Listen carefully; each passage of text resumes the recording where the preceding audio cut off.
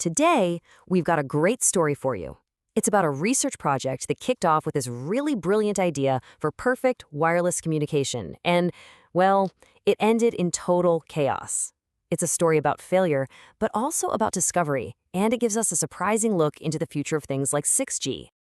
So, just imagine for a second, what if every single one of your wireless devices, your phone, your laptop, everything, could send out a signal that was so unique, so distinct, that it could never, ever be confused with another one? That would mean no interference, no slowdowns, just a perfect, crystal clear connection. That's the dream that was at the heart of this research. And the tech that was supposed to make this all happen is called nonlinear frequency modulation, or NLFM. Now, the best way to get your head around this is to think of it like this. Instead of just sending out a boring, standard tone, NLFM lets us basically compose a unique, really complex melody for every single signal. The receiver's job then is super simple. Just listen for that one specific tune. So, that's the big idea, right? The stage was set. The whole goal was to use these unique signal fingerprints to let multiple users share the same airwaves without stepping on each other's toes. That's kind of the holy grail of wireless communication. Okay, so let's take a peek under the hood at how this was all tested. What you're seeing here is the simulation software called System View. The real star of the show is that MATLAB script block. You can think of it as our composer. It takes a simple piece of data, a 1 or 0, and it transforms it into one of those complex, unique NLFM melodies before it gets sent out. So, first things first, they ran a simple test, just one transmitter and one receiver.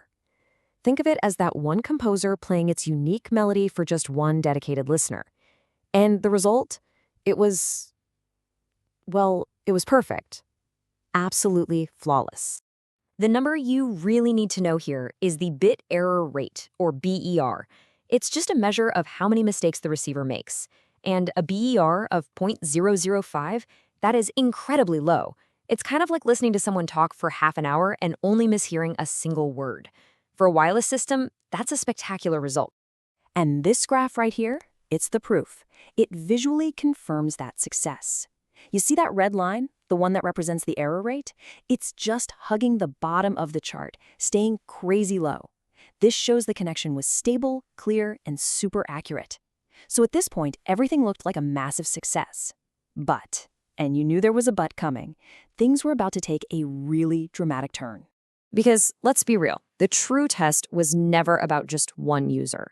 The whole point was to have multiple users all sharing the same space. So what happens when you have a bunch of different melodies all playing in the same room at the exact same time?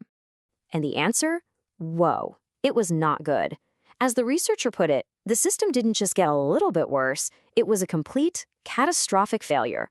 All those beautiful, unique melodies just turned into an unbearable wall of noise. I mean, just look at this slide. The visual contrast here tells the whole story. On the left, you've got that beautiful, clean signal with one user. But on the right, with just 2 more users added to the mix, it's absolute chaos. The error rate, those red and green lines, just skyrockets from less than 1% to over 20, even 30%. The system is it's broken. So this chaos, this problem, it actually has a name: multiple access interference, or MI. And this is the villain of our story. It's the noise that gets created when all those carefully designed, supposedly unique melodies just mush together into an indecipherable mess. And if we're looking for where it all went wrong, the crime scene, so to speak, it's right here. This simple little adder block in the simulation. This is where all the signals from all the different users get combined. It's meant to mimic the real world, where all signals share the same air. But in doing that, it basically unleashed the beast, MAI. Now, for anyone who's been in the telecom world for a while, this problem probably sounds familiar. It kind of brings up the ghosts of a huge battle in tech history, the one between 2 different technologies that were fighting to be the standard for 3G and 4G networks, CDMA and OFDMA. So this begs the big question, right? Why did this really promising idea of unique signal fingerprints just completely fall apart? I mean, the melodies were all different, so they shouldn't have interfered with each other. Should they? Well, not quite. The answer, the whole thing, comes down to a really important mathematical property called orthogonality. Two signals are orthogonal if they are perfectly mathematically distinct from each other. They just don't overlap or interfere. Think of it as the difference between two singers trying to shout over each other versus two singers performing a perfect, clean harmony. Our signals, as it turns out, were not in harmony. And this brings us right back to that bit of tech history. CDMA, the tech behind a lot of older 3G networks, was a lot like our failed experiment. It used signals that were almost orthogonal, but not quite, and it struggled with the exact same villain, MAI. The tech that won that battle was OFDMA, the tech that's in your 4G and 5G phone right now, precisely because it mastered true mathematical orthogonality. It lets tons of users connect cleanly without a problem. So here's the bottom line. The decoder, which you can see here, is our listener. It's trying its best to pick out one specific melody from everything it's hearing. But because the signals weren't truly orthogonal, it couldn't tell its target melody apart from the noise of all the others. It was an impossible task. But here's the thing about science. A failure like this isn't the end of the story. In fact, this catastrophic breakdown actually pointed the way toward a much more powerful and robust solution for the future. The big aha moment was realizing that just picking melodies that sounded different to the human ear wasn't going to cut it. The selection couldn't just be random guesswork. It had to be based on hardcore math. The whole approach had to pivot from just trying things out to a deliberate mathematical search for signals that were guaranteed to be orthogonal. And that search is leading to some really cool new hybrid technologies.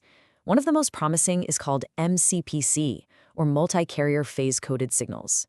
You can kind of think of it as the best of both worlds. It takes those complex, unique signal shapes from our NLFM experiment and combines them with the strict mathematical rules that make modern networks like 5G work so well. So, what does this new approach get us?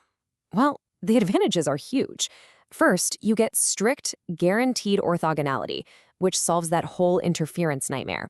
Second, you get what's known as a thumbtack ambiguity function, which is a fancy way of saying the signal is incredibly precise in both time and frequency. That makes it perfect for things that need to pinpoint location and speed, like advanced radar. And on top of all that, it's energy efficient, which is a big deal for all our battery-powered devices. So when you look at it that way, the original experiment wasn't really a failure at all, was it? As this slide says, it was a vital, totally necessary stepping stone. By showing just how critical orthogonality is in such a dramatic fashion, it actually paved the way for something much, much better.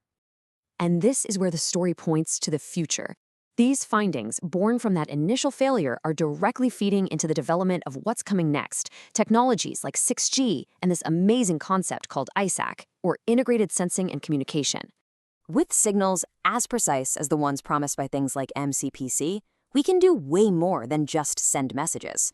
The core idea behind ISAC is that the very same signal that carries your data could also be used to sense the environment, kind of like a radar.